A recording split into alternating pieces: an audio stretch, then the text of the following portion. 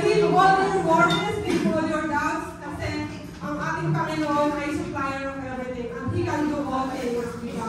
So, naniniwala ako na iba-iba man yung nararamdamin natin ngayon. Pero nandito tayo because we believe in our God and we believe that in this place, mararanasan at matatagpuan natin ang Panginoon. So, at this time, in this place, I do believe that God is here. Amen? So, sing mo kayo sa worship the Lord.